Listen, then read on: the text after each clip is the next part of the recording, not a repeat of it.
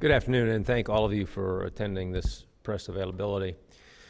I come before my community today with some disturbing news, but as always, I want you to hear it from me.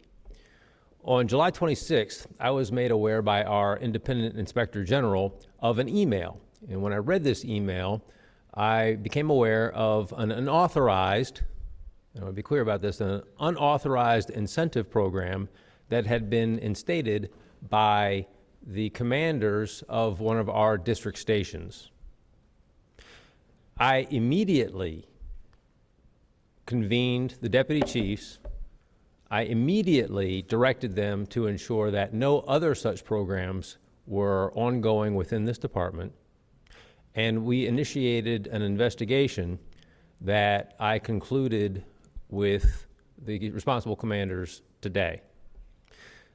Briefly, for the last 6 months in the 2nd District, the Bowie District Station, officers who were the most productive would receive 10 hours of compensatory time on a monthly basis based on that productivity. I want to be clear with my community. This was not a quota-based system. So by way of example, if one officer wrote 1 ticket and another officer wrote no tickets, then the officer who wrote 1 ticket would receive this compensatory time. Again, to be very clear with my community, this was not based in any way on quotas. This program was ongoing only for the past 6 months. The past 6 months. What we did on your behalf was immediately initiate an inquiry into the internal affairs complaints filed in the 2nd District for the last 6 months. And I am pleased to inform you that we have found no complaints that appear to be related to this unauthorized incentive program. Again, over the last 6 months, we found no complaints in the internal affairs component that appear to be related to this unauthorized incentive program.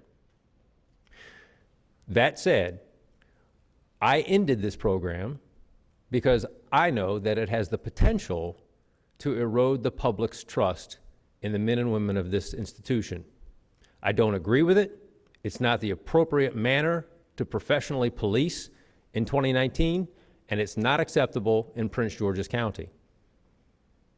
Today, I disciplined the responsible commanders, and they are being transferred to new assignments. Command has been changed, and that was a step taken to ensure the community that if they do have concerns as a result of this news, that district station is under new leadership. If you've got those concerns, I am prepared to answer any questions you have. If you have a complaint, I am willing to receive that as well, but I also will point to our independent inspector general as a mechanism to investigate any concerns that you might have. Finally, we have seen dramatic reductions in crime in Prince George's County for what is now approaching a decade. That reduction is predicated in large part, as you've heard me say time and time again, on the relationship between this institution and this community. I assure you that the reason we work so diligently to foster relationships, to have conversations, to make ourselves available and known to you is so that we can police Prince George's County in a manner that you find acceptable. Our culture has got to align with the values of this community. That's what I'm committed to. This program fails to meet that standard. This program fails to align the culture of policing in Prince George's County with the community's expectations in Prince George's County. That's why it's ended, and that's why I am currently developing and will implement in the next few days a policy particularly prohibiting any such program in the future. This will not be accepted. Finally, I want to thank this community for their tremendous efforts on our behalf.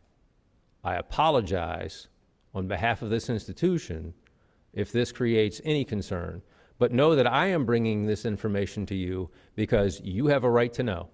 This is your police department. It will be administered, led in such a fashion that our culture is aligned with your values.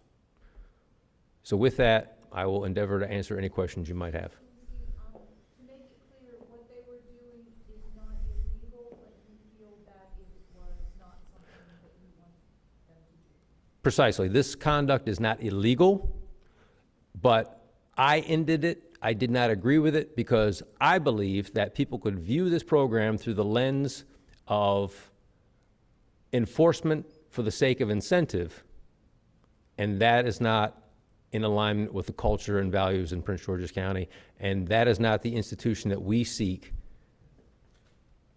to police our community. Can you talk a little more about most productive, officers who are most productive got this compensatory time? Yes. So can you give some examples about what they would do to win this?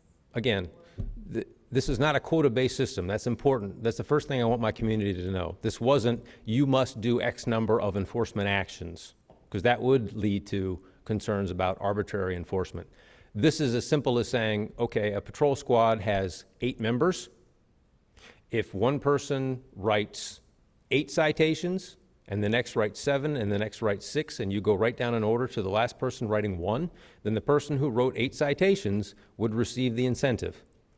There was not an arbitrary number of 25, 35, 40, nothing like that happened. There's no quota.